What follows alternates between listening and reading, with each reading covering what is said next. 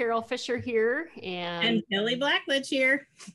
And we are starting this first round. We're navigating through nature's weird, wonderful world on this podcast. That's our aim anyway. We may digress as we typically would. But Kelly, why are we doing this? Why all of a sudden Kelly and Carol back together again? Yeah, I was trying to think how long I've known you, like how long we've been friends, and it's been like 12 years at least, right? Maybe 15, right. Something like that. So yeah, so it's been, it's fun to have a conversation with somebody that you know well and a good rapport. So I miss having that. So that's one of the reasons that I wanted to start this podcast is I miss our conversations like this.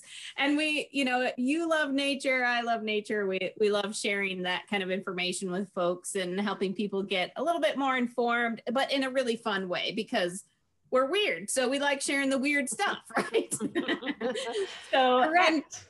What a great way, everybody is kind of stuck inside these days, and really getting outside is a good thing to do. So I think we'll be able to share some great ways that people can get outside and stay healthy in nature and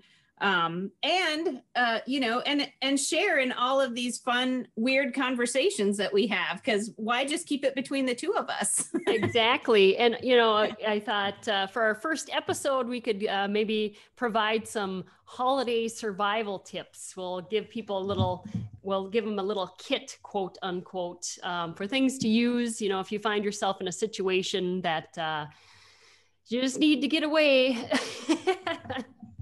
That happens, especially around the holidays. Holidays are tough.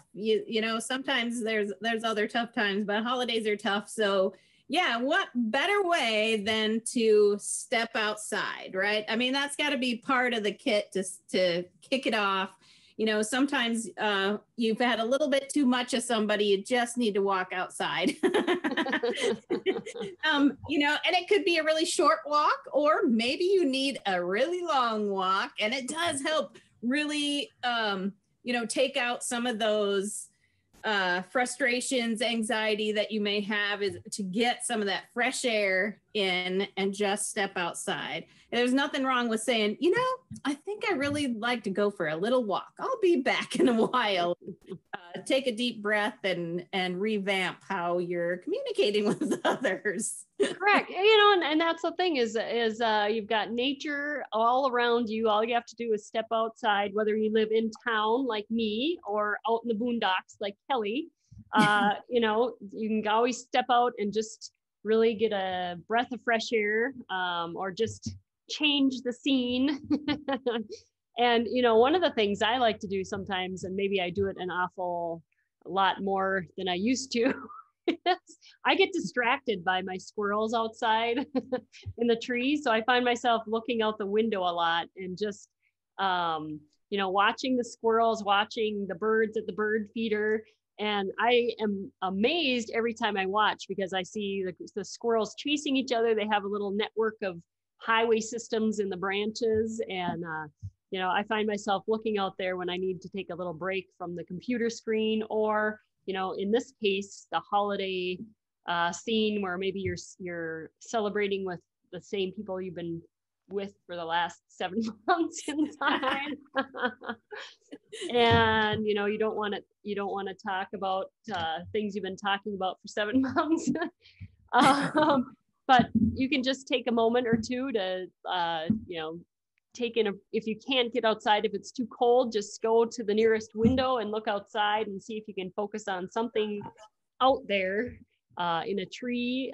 There's probably something going on.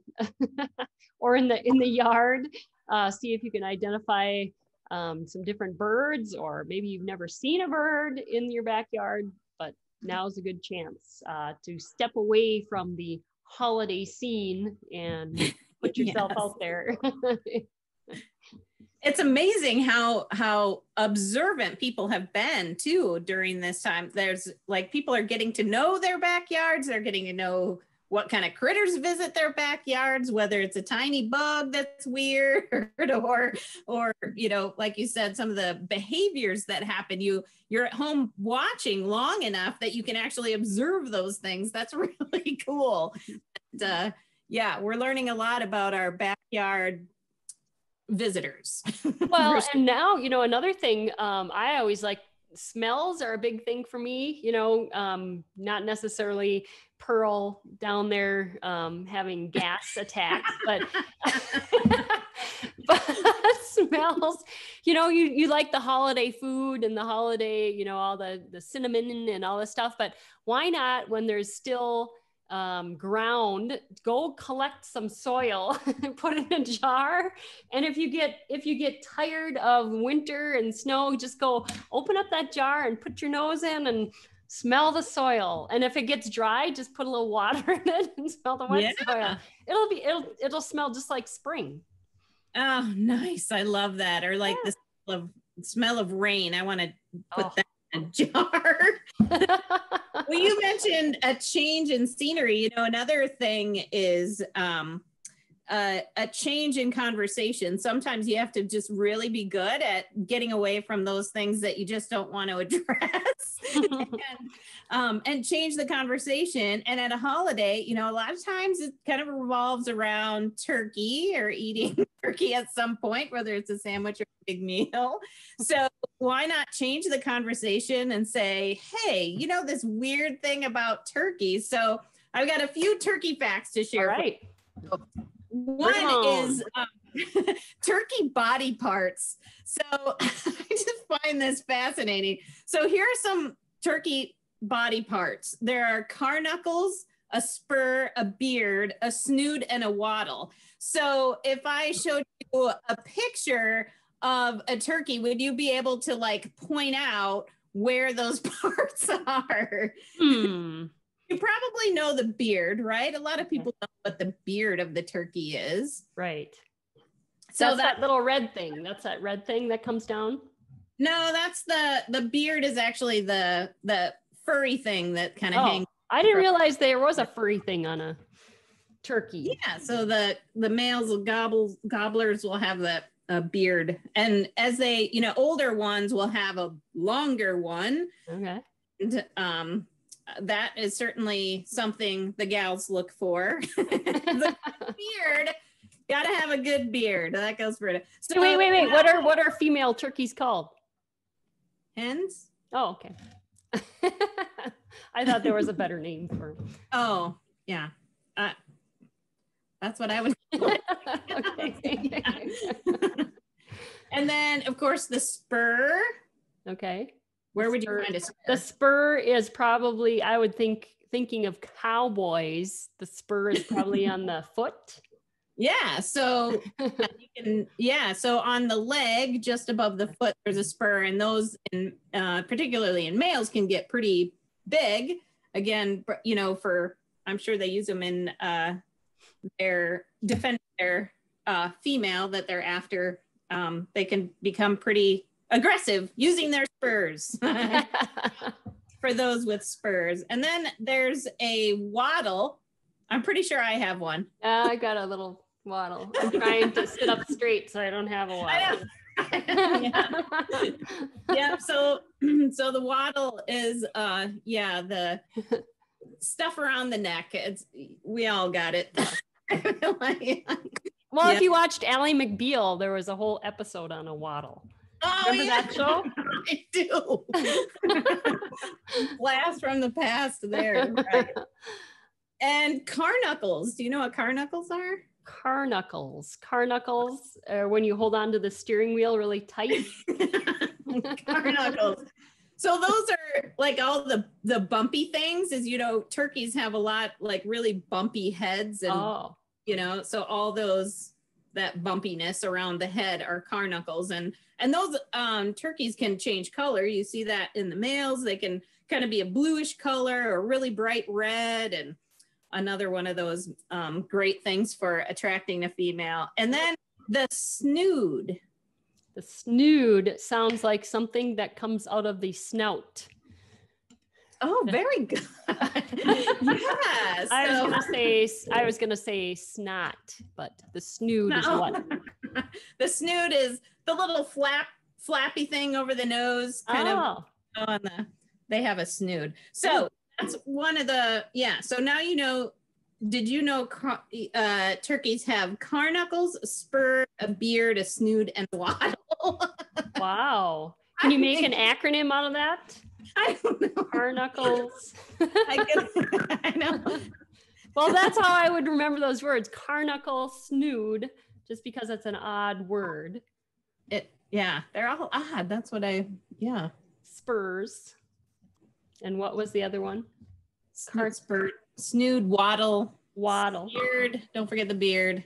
Okay. Well, I think that's, see if you can make an acronym. That's kind of cool that a bird could actually have a beard. I think that's kind of neat. I don't know. All right. So, and I always think it's kind of cool too that, as you know, I find it fascinating that there are lots of ways to look for animals in the wild, and sometimes you just see remnants of animals. Like what, Kelly? Like what? like maybe the excrement of and the droppings. So if you're a turkey and your droppings are J-shaped, they probably came from a male turkey compared to the female turkeys, which are a little more spiral shaped. So interesting dinner conversation, by the way. You're right. That's perfect.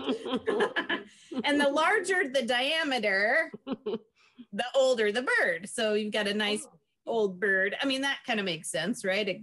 You'll see that in many animals that the bigger it is, the bigger the animal, the bigger not always. I mean, it's kind of, deers have like pretty small droppings compared to the size of that animal. Mm-hmm.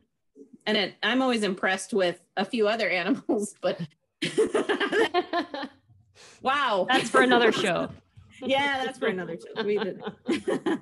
But so you can tell the age and the sex of the bird by looking at turkey droppings. I think interesting. Okay. And if you really have to like get away, we talk, they don't migrate. Obviously, they're here year round, and but if they are taking off, I don't know if you've ever scared a turkey walking through the woods. It always scares the crap out of me because no, it's there, and you're walking up on the turkey that's just like this really loud sound and a big ruffle of, it's pretty scary. But they can, they've been clocked at 18 miles an hour on foot, just running. And then if they do take flight, it's short, but they can go up to 50 miles an hour. So, oh my gosh, do they fly very far? No, not generally very far. They stick around year round, so they're not trying to migrate, right? They're just trying to get away from you. Right. Has anybody ever been chased by a turkey that you know? If they can run 18 miles an hour, that's pretty fast. That's a little faster. I bet if I was on my bike, I could out bike a turkey running, but not by much. Yeah. I have a 12 mile an hour. I definitely could not outrun a turkey if it was chasing me. Oh yeah, me neither. But I think I could outrun a turtle. A turkey trot, although like turkey trotters, I don't even think turkey trotters could outrun a turkey. That's another point to ponder. Huh? Could they? So some good survival tips.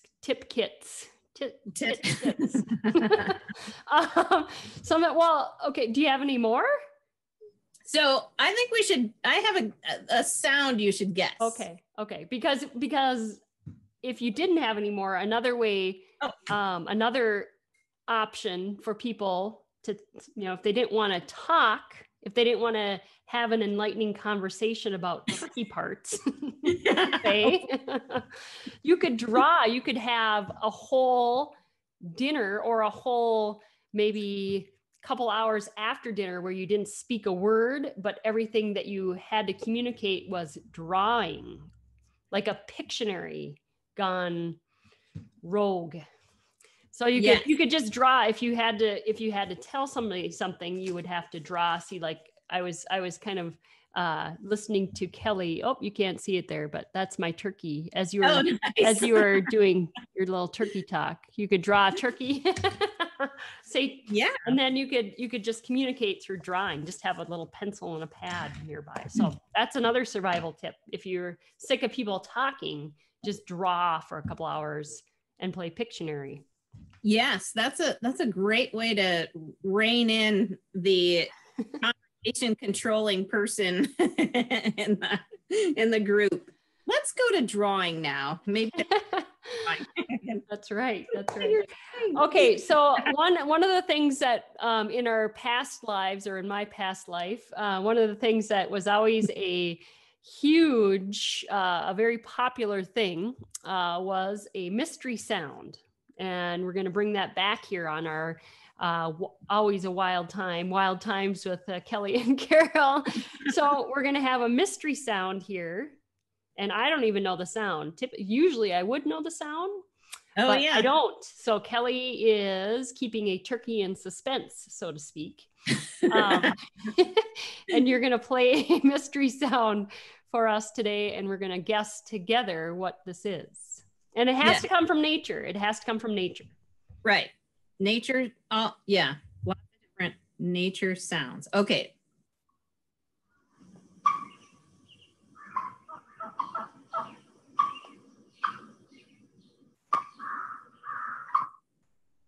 Well, I heard a couple different sounds in there, but the main one was just kind of I don't know what that was. It was a bird of some sort, wasn't it? Okay. Yeah, you can tell it's a bird. I heard a caw in the background, but that's not the sound I was listening for. It's hard to record sounds in nature without getting a lot of other input. Let's see. It was a walk in the forest on November 10th. What is that mystery sound, Kelly? Yeah, that's crazy. There are probably lots of birds that have kind of a similar, I don't know if they do or not, but believe it or not, that is a turkey. Oh. What's cool about turkeys is that they have all kinds of sounds. So if you know somebody that is a turkey hunter, they know all the sounds. And so that would be a really cool thing to bring to, guess what I learned during COVID? So if you go to the Wild Turkey Federation website, it has all of the calls and it has videos on how you can learn how to make the call. And a lot of people will use like a calling device to make some of these calls, but you would. So there's turkeys have a cluck, which so it's fowl. You can probably imagine a cluck, but there's also something called a cut, a cackle, a purr. What you just heard was a putt.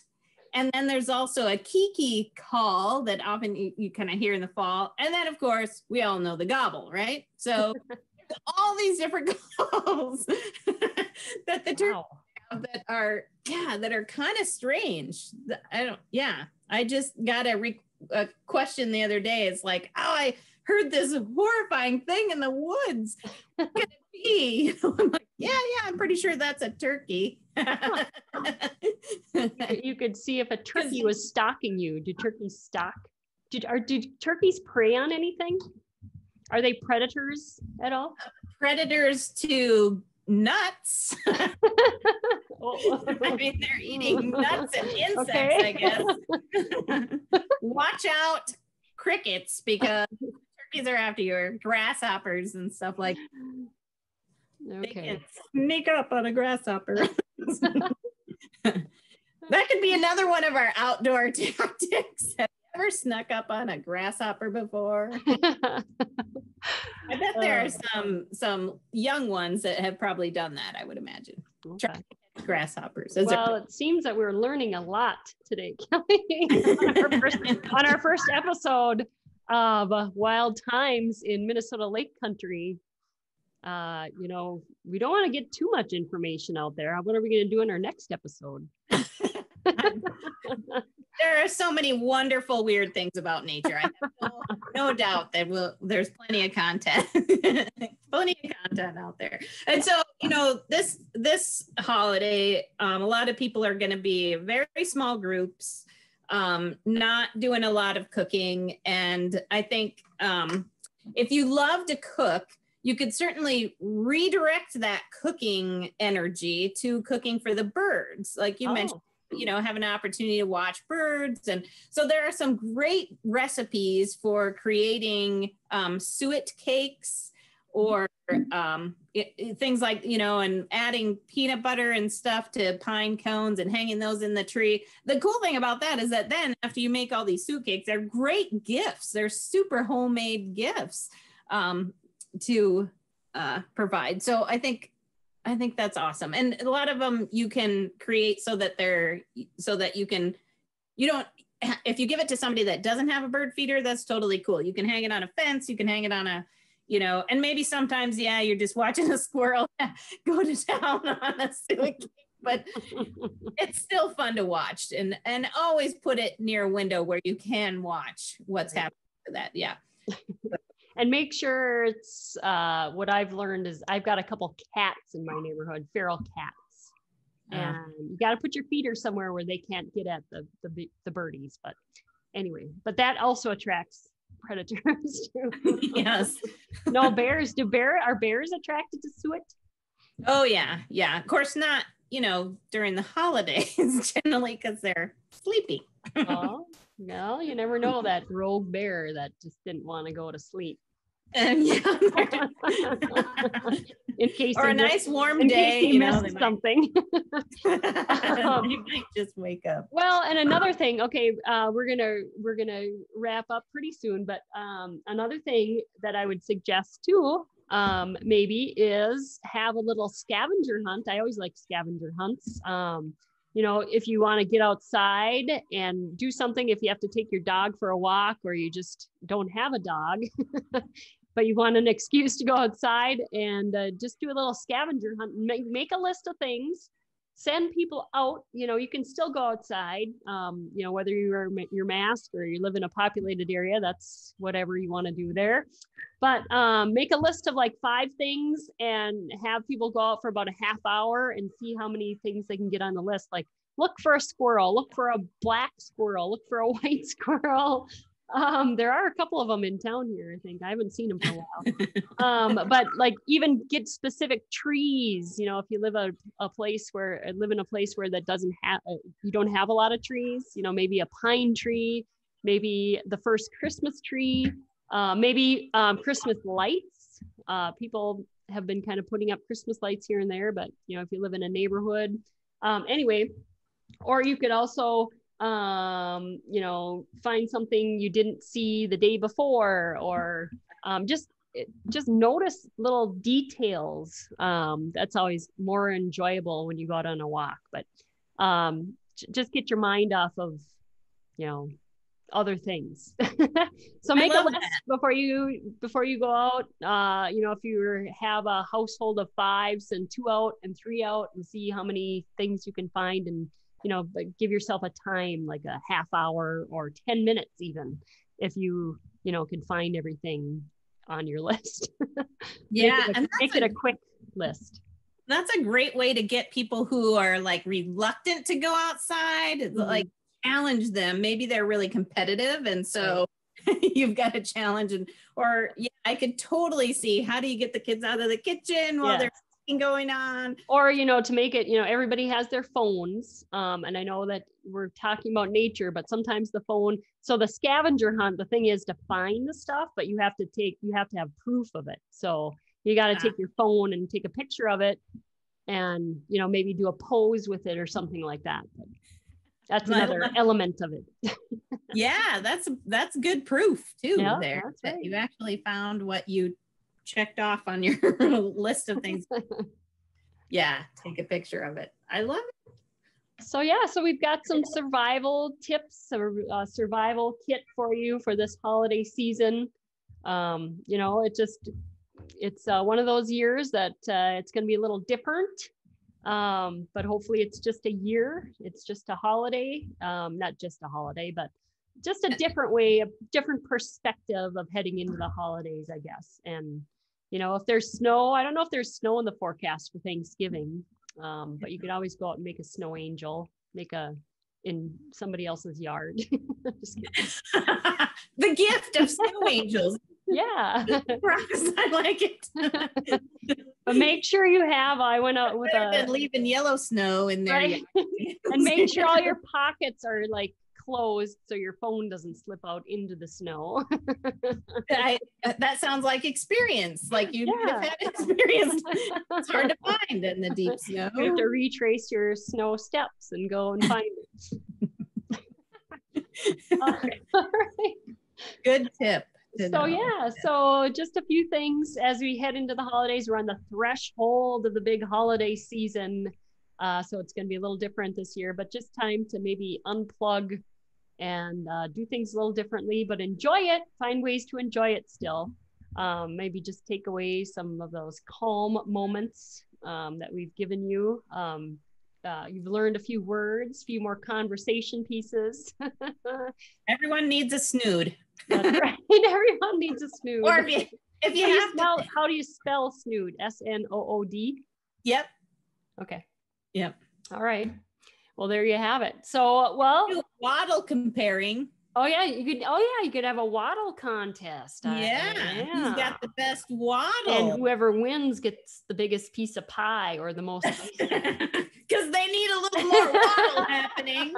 You know, work on your waddle. Oh, the losers have to have extras. Dollop of ice cream.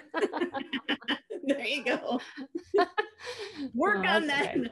Work on that waddle. All right. You start growing carnuckles. Yeah. Oh, there you go. Yeah, I got it. I think Pearl has started on her carnuckles. It happens when you get that age. That's right. I think I've got a few growing on me too, but Pearl is Carol's awesome lab. She'll be 16 on December 10th. So wow. Pearl is getting up there in years. Yeah, you might have a carnuckle at that. Oh. Well, Kelly, always a wild time. Wild times.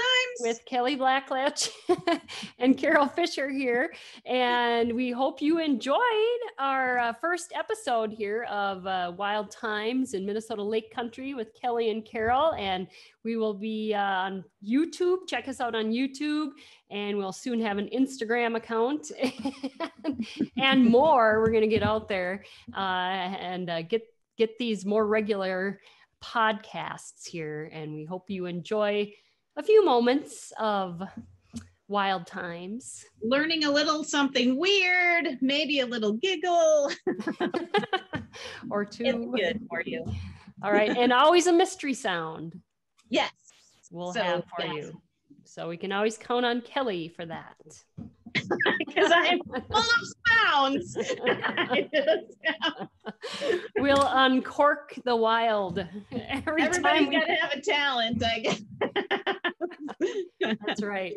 All right. Well, Kelly, always a pleasure, always a wild time. And someday maybe we'll be in the same screen or on the same microphone, right? Yeah. Same microphone, maybe in a wild setting.